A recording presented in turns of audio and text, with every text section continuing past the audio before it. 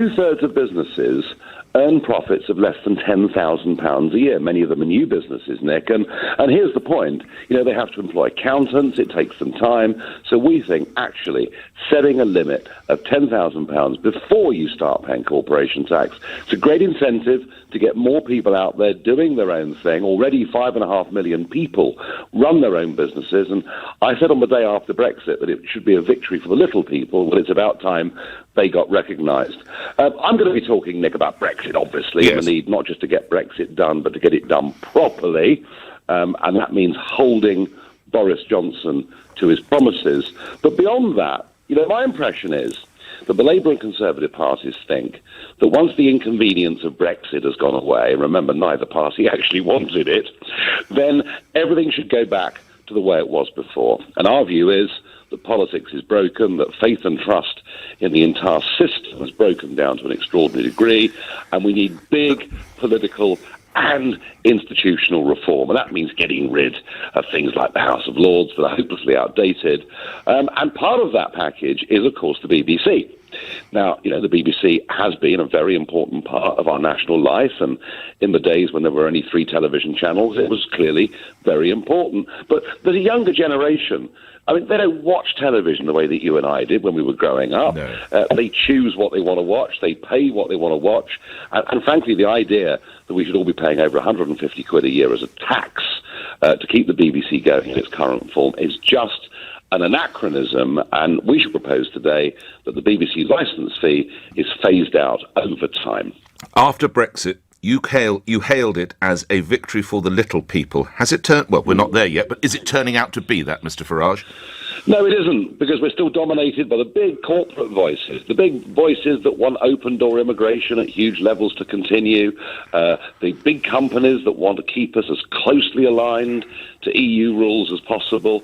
And to be a victory for the little people, we've got to allow entrepreneurship, we've got to allow small businesses to thrive, and none of that to date has happened. I think one of the reasons is, there's virtually nobody sitting on the front benches of either party that's ever actually set up their own business. It's part of the disconnect that exists. And, it's through small businesses where we get the most employment in our economy, not through the big ones. You have an article in the Daily Telegraph today, the intro of which reads, "One of the least trusted terms in the English language is manifesto. In a word association test, many people equate it with lie. This is because politics has become so cynical in recent years." But in late September, Nigel Farage, you told Sophie Ridge on Sky News when asked, would you stand? "Of course I will stand, and I will lead the charge on behalf of the Brexit Party." Some weeks later, you said that you would be fielding candidates in every single constituency up and down the land. Well, you can be economical with the truth too, can't you, Mr Farage? No, I'm still leading the charge, and I'm still traversing the length and breadth of the country. Of course I will stand, you said, Mr Farage. Of course I will stand. I'm traversing the length and breadth of the country, supporting our candidates.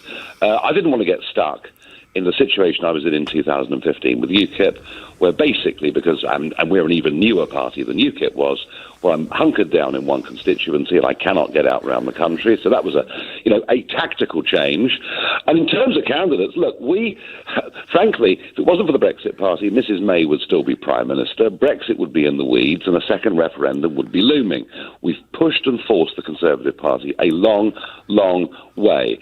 I would have fought 600 seats around the country, but when Boris Johnson stands up and says that we will not go for political and regulatory alignment and go for a simple Canada trade deal, then I think we're getting something like towards Brexit. Now, look, there's an issue. I completely understand there's an issue of trust. Boris is very good at making promises and not always good at delivering them. But we've said, look, on the basis that you're now saying the right thing, you fight those seats that you hold. We will fight the Labour seats, which is where our party is strongest. And we need to get a Brexit Party voice into the House of Commons to hold him to his promises. Lastly, I've mentioned manifestos. A quick one-sentence response from you. You talk about people doing business or having been in business, being in politics. Your view of the Labour Party manifesto from yesterday? Well, I think it was filled with jealousy. I think sort of singling out rich, successful people as objects of hate is nasty. And I think the economics of it is just la-la land. It would be a disaster